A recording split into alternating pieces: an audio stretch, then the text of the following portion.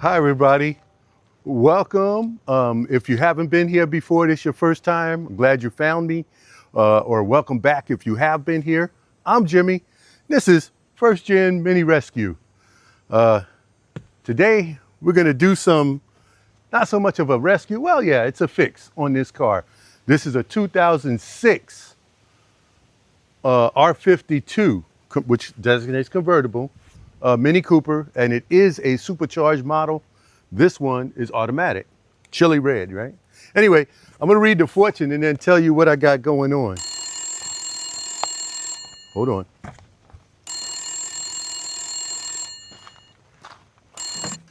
Hello? Yeah, I'm getting ready to make a video about that right now. You have a 2007 chili red and you need your rear speakers too? Okay, well, watch this video because this one is for you. All right, so you change your speakers and have fun with your Mini. All right, thanks, bye.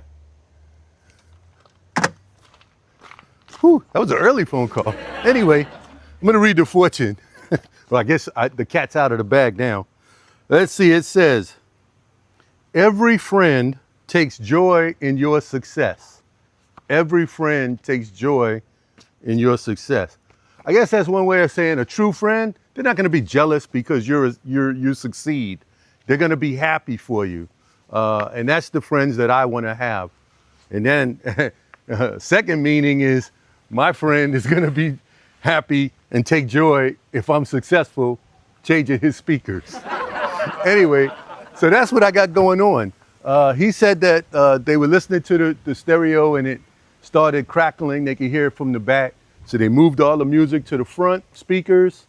And on the back, on my cart back there, we just have 6.5-inch round, just Pioneer brand. He didn't want to go overboard. They just used the car. It's like a spare car for them and just a, date night car, whatever it is. The story on this car, let me tell you the story about this car. Okay, as I said, it's a 2006 Mini convertible supercharged version, but it is an automatic. Some of you may recognize this car, besides seeing it in the background, because it's right next door. I call it my step Mini. But this car belonged to a college student out of Virginia Beach. It's about an hour and 40 minutes away from us. They called me, they contacted me, and because they had some issues. They needed strut tower mounts and they needed an alternator. And the shop that they went to, of course, they were piling on. You need this, you need that, you need tires, you need.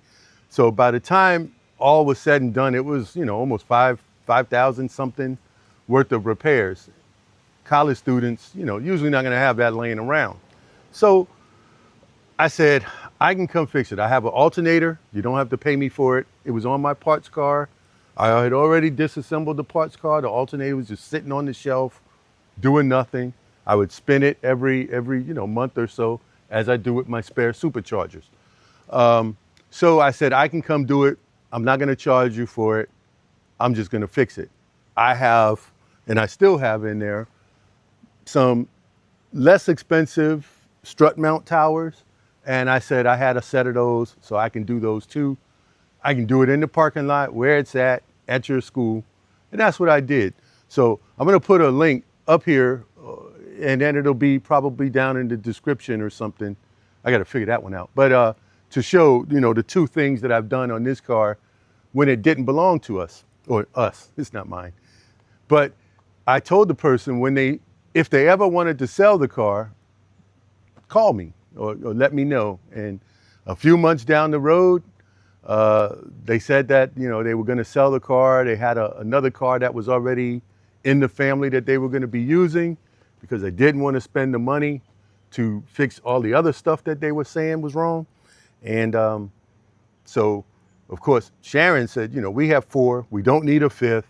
Nobody wanted it. Well, I wanted it, but my neighbor's daughter just turned 15. And so I was like, you're gonna need to get her a car soon. So that's how we acquired, That's how we acquired our step mini. But no, so I told him, we get the car, when things break or whatever, I'll fix it. We're gonna, so you can enjoy the car. So that's what I'm gonna do, change these speakers. And I'm gonna check the power steering fluid here, because I heard some noise when I was driving in my driveway. So we may need to add a little power steering fluid. So, but other than that, the car runs great. He's had it over a year now, and yeah, it's been serving them well. All right, so let's get to what we got to do. Okay, in here, right at the bottom, the base of the seats are folded up right now. There's a 10mm screw. You need to take that 10mm screw out. And then it's easier if you do that and then put the top down, because you have to remove the rear seats. So that's what I'm gonna do. I'm gonna pop that 10mm screw out, and then I'm gonna put the top down on the car. Okay, for the first tip, it's easier to fold the seats down flat. So, and then take the 10mm out, and I'm gonna put the top down.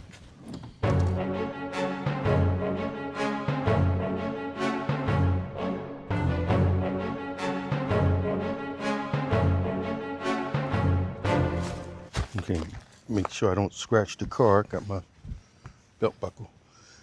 Now, to remove the seats, there's a lever that you took the screw out of. I'll show you once the seats are removed. But you push it forward and you can pop the clip. There's a clip here. And then turn the seat usually like a 45 or so. There's a T handle. Let's see if we can get it.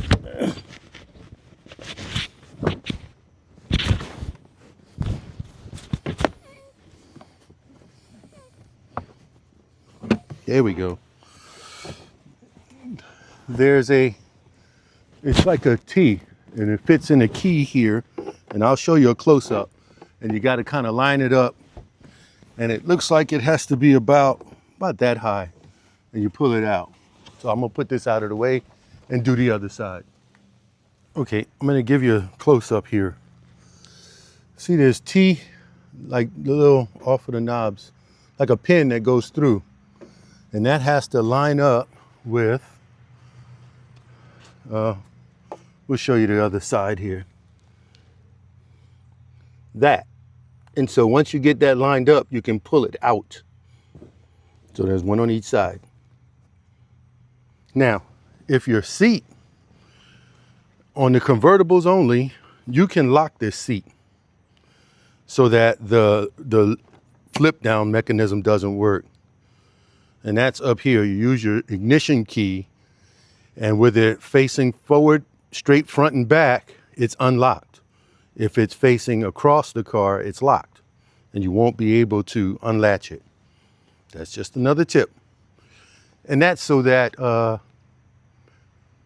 nobody can come from the inside when it's locked and get anything you got in the back of your boot. You know, if you keep your purse back there or whatever. Anyway. So let me get to removing the seats. Okay, the back seat just pops up.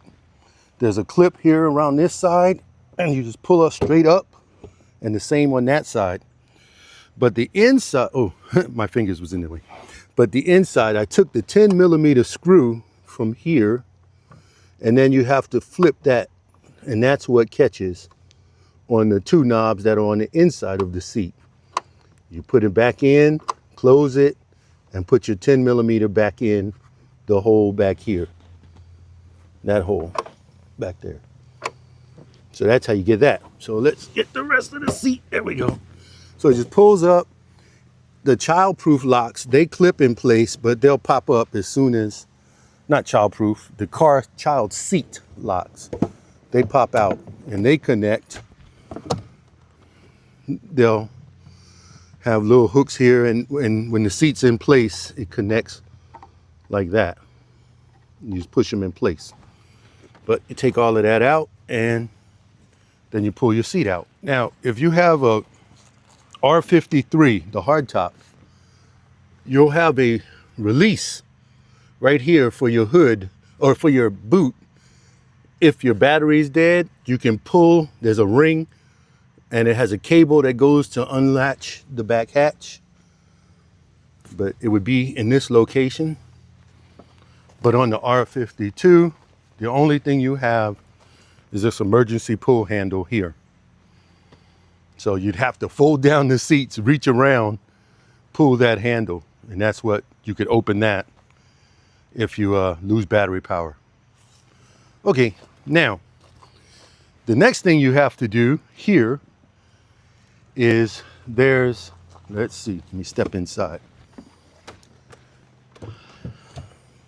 There's screws in here, not there. There's a pin here, push pin there. Some people remove this seat belt. I can usually pull it around and get it off without removing the seat belt. So that's what I'm gonna try. I'm gonna pull the push pins and get the, there's a screw in there. I believe it's a regular Phillips, but don't quote me, but I'll show it to you. Let's see in there. Yeah, we can't see, but we'll get it.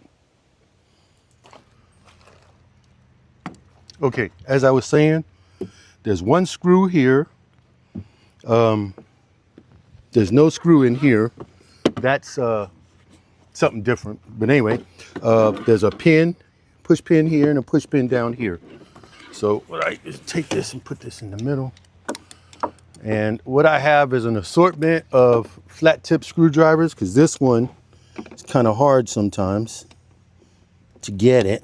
There we go.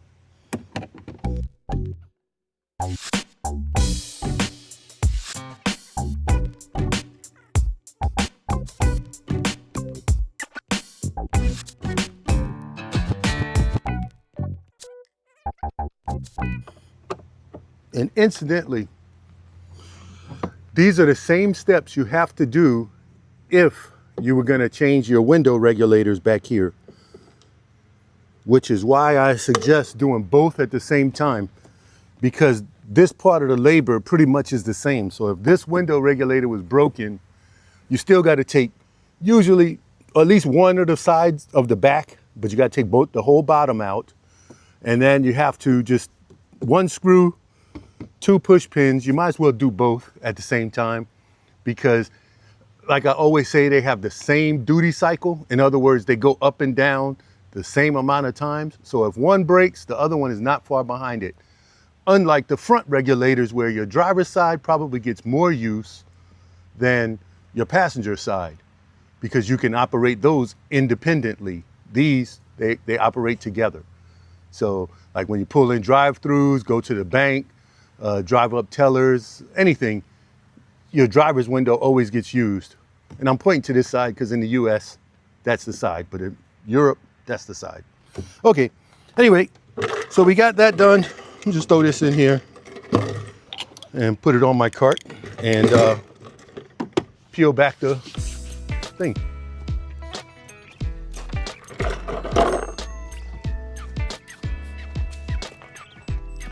Okay, so we can pull, start pulling. Oh, I forgot, one more. I got to take it off. Let me, need my tools. I forget, there's one more set of fasteners that have to be removed, and it's behind here. And it's a Phillips, and it's behind this rubber here.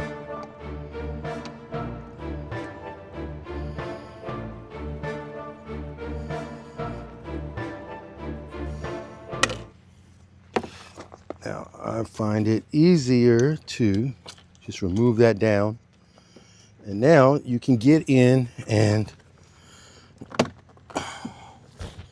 lift out, out.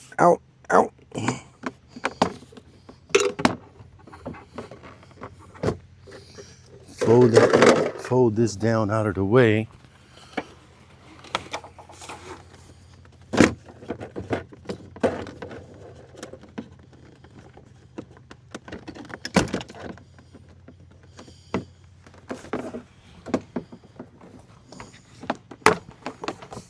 pop it up, and get it out of the way. Now, you don't have to, you just have to lean it. The speaker cover, the grill stays on. Here's your speaker, and yep, it's toast. So the speaker cover doesn't get removed. And we're gonna need some Torx. There's 4 Torx here. But to do the regulator, now you have access to everything you need. There's a few 10 millimeters here, and one on the side. And then you can get the window out and the whole regulator. And there's a video for that as well. If you search my channel, look up R52 Rear Window Regulators. Anyway, so let's get the other side. Well, let's do one side at a time. You don't have to see the other side. Find the right Torx. Okay, I found the right size on this one. The screws are, looks like the original, looks like everything's original, but the screws are a T20, Torx 20. So we'll go ahead on and remove these screws and get his new speakers in.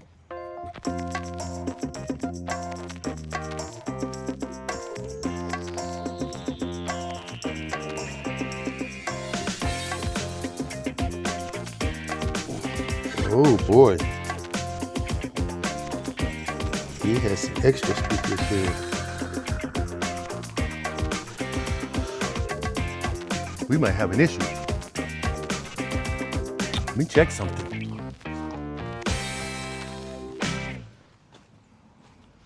Okay, I went to look it up. He has the, what is it, Carmen Harden upgraded stereo in here, and so that's why there's four wires per speaker on each side, whereas the replacement Pioneers just had 2 wires. Now, what you could do if you want to switch, you could take the 2 positive wires from this speaker, connect them together, and put them on the positive side of the new speaker, and take the 2 negative sides of the speaker and put them on the 1 negative terminal. And there you go. You don't have to buy the $200 Carmen Harden system speakers if you choose not to. But I don't think that's his issue. He said he heard rattling and it sounded like the speakers were blown out. Well, I just put the speakers back. I didn't screw them in, but I stuck them back in place and played the stereo. I didn't hear what he was talking about, but I did find this. The speaker cover on here is built in to the panel. It's plastic welded in the back.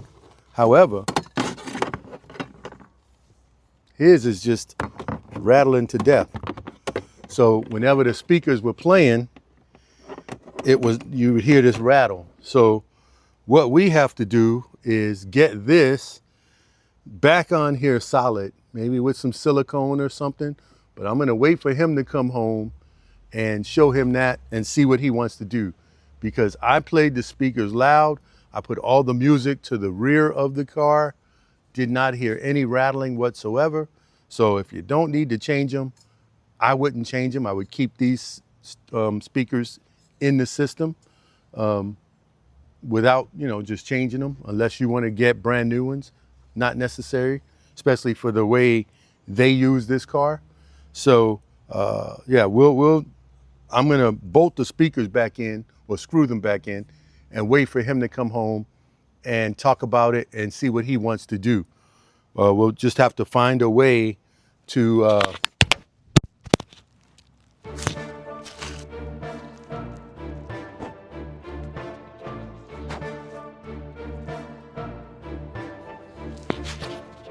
sorry about that, dropped my microphone. But we'll just have to find a way for to put these things back on. It looks to me like somebody had already previously used some kind of silicone or glue to try to get them to stay on. So That's the issue when you have a car that, you know, you're not the original owner. You don't know what they did, and they probably fixed it for temporary or whatever. And yeah, so we'll discuss it, and I'll get back to you and let you know what he decided. However, these are the things you have to do if you were going to change your speakers. So, or your window regulators, same steps. So there you go. And putting everything back is just a matter of 4 screws on the speakers. If you're putting the new ones, like I said, you plug them in, connect them correctly or whatever. And then you put your covers back on. It goes on and it pushes down. And make sure you tuck it behind your seat post here. And 2 push pins, 2 screws. One that goes here and one that goes here. Screws in this screw right here. And so then you push your seats back on, put your bottom seat on, or you can do, it's easier to do the seat backs first.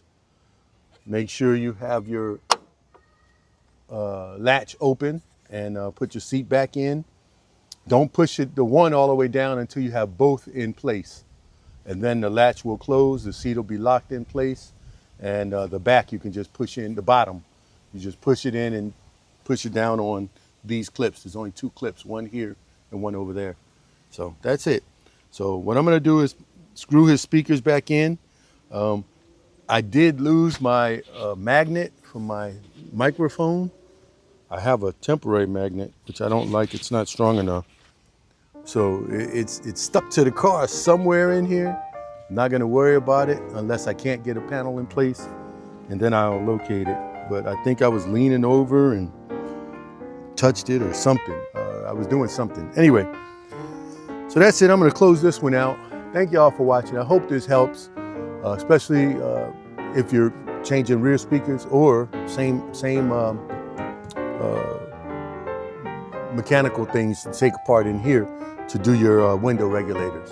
So I do have a video on the regulators, how to rebuild your regulators. So I'll probably link that in the bottom of the description too. So thank y'all very much for watching. Come back again and, you know, have fun with your minis. Even if the stereo isn't sounding so good, put the top down, listen to the wind, get going. Have fun with your mini.